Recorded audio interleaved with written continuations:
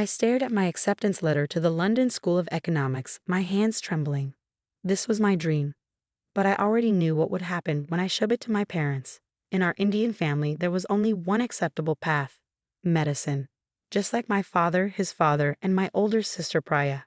What is this nonsense? My father's voice boomed through our living room as he scanned the letter, his face darkening with each word. Business school. Economics? Have you lost your mind, Arun? My mother sat quietly in the corner, wringing her hands in that familiar way she did when conflict brewed. The evening sun cast long shadows across our living room, where countless family photos showed 3 generations of doctors in pristine white coats. I want to build something of my own, Dad. Create businesses, help entrepreneurs.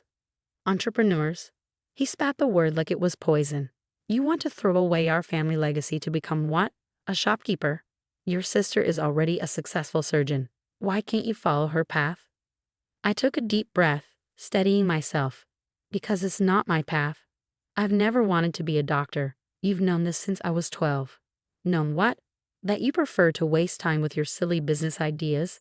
That startup club you waste time with at school. He crumpled my acceptance letter, tossing it aside. No son of mine will become a common businessman. You will apply to medical school, or what, Dad? His eyes turned to steel. Or you are no longer my son.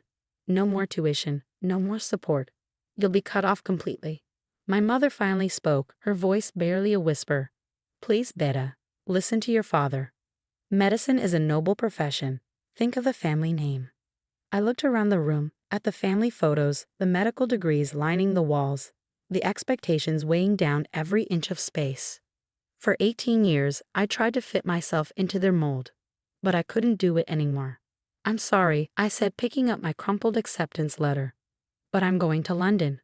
Then get out, my father roared, pointing to the door. Don't come back until you've come to your senses. I climbed the stairs to my room one last time, packing what I could into a single suitcase. As I walked up the front door, I heard my mother crying softly. My father stood rigid, arms crossed, watching his disappointment of a son walk away. I had $3,000 saved from my part-time job at a tech startup and a dream that burned brighter than their disappointment. That night, I slept on my best friend Dev's couch, my acceptance letter clutched to my chest. The next morning, my sister Priya called. Mom and Dad told me what happened. Are you really choosing this over family? I'm choosing myself, Priya, for once in my life, she sighed. You're making a huge mistake, little brother. Without family support, without their connections, you'll fail. Come home, apologize, apply to medical school. It's not too late. I ended the call, knowing it would be years before I spoke to any of them again.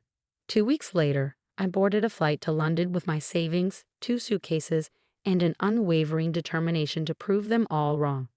The first year was brutal. I worked 3 jobs: barista in the morning, tutor in the afternoon, warehouse worker at night, just to afford a tiny room in a shared flat.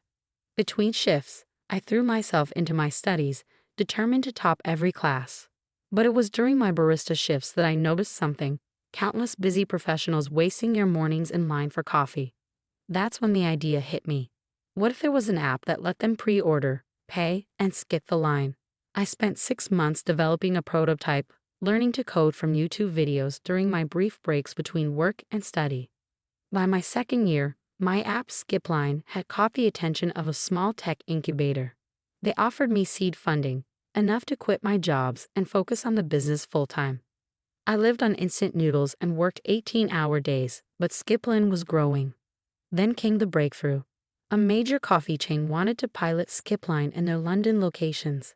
The day we launched, I stood in the corner of their busiest store, watching people walk in, grab their pre-ordered drinks, and leave with smiles on their faces. My simple idea was actually making lives better. Word spread. More chains signed up. Venture capitalists started calling. By graduation, Skipline was operating in 3 countries, and I had raised $10 million in funding. My tiny flat became a real office with a growing team of developers and sales staff. Every time we expanded to a new city, I thought about calling home. Every time we hit a new milestone, I drafted emails to my parents that I never sent. Their words still echoed in my head. You'll fail without us. But I hadn't failed. Far from it. 5 years after walking out of my parents' house, Skipline had expanded beyond coffee into retail, restaurants, and services. We had millions of users across 12 countries. The company had built from nothing was now valued at over $500 million. I moved from my cramped flat to a penthouse overlooking the Thames, bought my first sports car, started investing in other startups, helping young entrepreneurs like my younger self. But I kept my success quiet. No flashy interviews, no social media posts. I let my work speak for itself. Then came the day that would change everything. A notification popped up on my phone. Skipline was launching in my hometown, partnering with every major restaurant and retailer in the area, including the coffee shop where my parents had their morning ritual. To be continued. I hadn't planned on returning home like this. My private jet touched down at the small regional airport, the Skipline logo gleaming on its tail. Through the window, I could see my hometown sprawling below, unchanged yet somehow smaller than I remembered. The local press is requesting interviews, sir, my assistant Michael said, scrolling through his tablet. They're very interested in the hometown connection, especially since Skipline's launch here has broken all our previous records. I adjusted my custom-tailored suit, a far cry from the worn jeans I'd left in 10 years ago. No interviews, just the standard press release. But I knew it was only a matter of time. In a small town, news travels fast, especially when a local failure returns as a billionaire tech founder. The rumors started within hours of our landing. My sister Priya called first, the first time in nearly a decade. Arun? Her voice wavered. Is it true? Are you the founder of Skipline? I let the silence stretch. Yes. But how? Why didn't you tell us? Mom and Dad, they think about you every day. They still have your photo. The same photo they used to point at while telling everyone how their son betrayed the family. I kept my voice level. How's your medical practice, Priya? She hesitated. I actually quit last year. Burned out. I'm working part-time now, trying to figure out what I really want. That surprised me. Perfect, Priya, questioning her path. I'm sorry to hear that.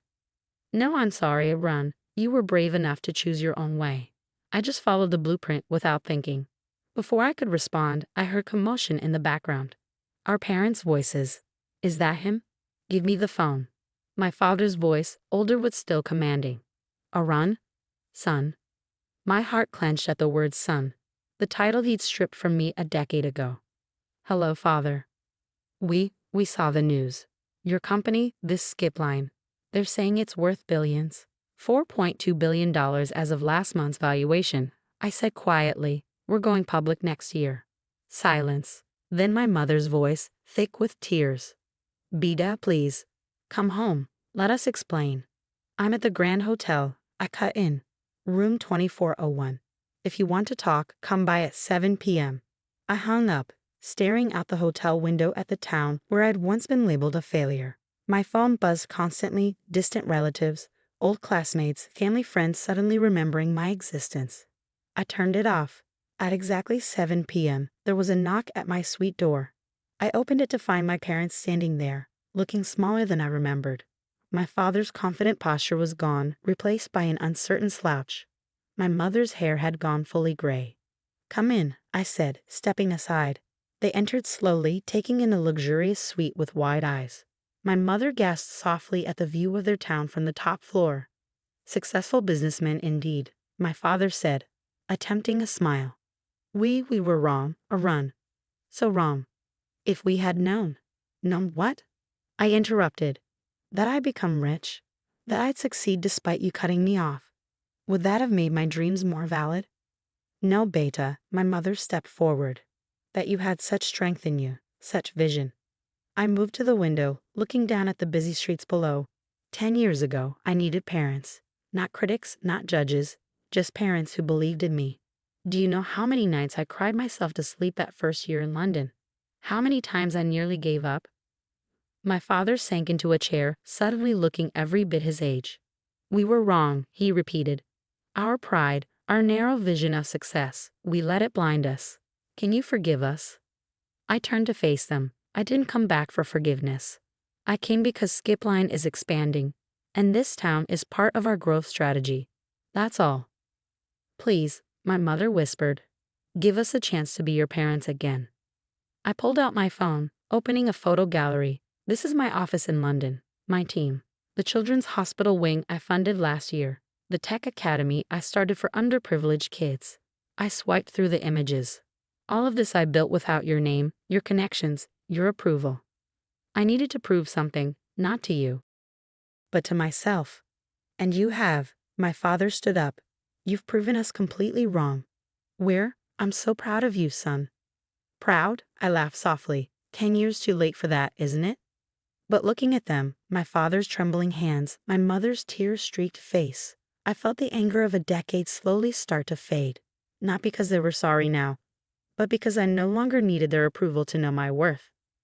I have a dinner meeting, I said, checking my watch. But maybe we can have breakfast tomorrow. At that coffee shop on Main Street?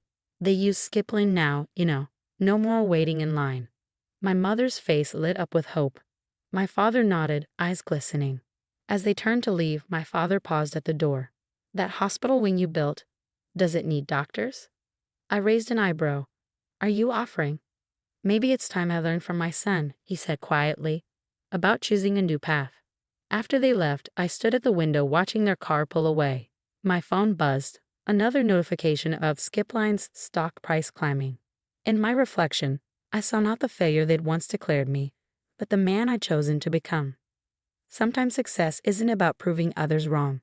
It's about proving yourself right, and sometimes, just sometimes, those who once pushed you away can learn to walk beside you on the path you fought so hard to build. The next morning, I watched through the coffee shop window as my parents approached. 10 years ago, I'd left this town with nothing but a dream and determination. Now I was back on my own terms, not as the son who failed to become a doctor, but as the man who succeeded in becoming himself. And maybe, just maybe, that was the greatest success of all.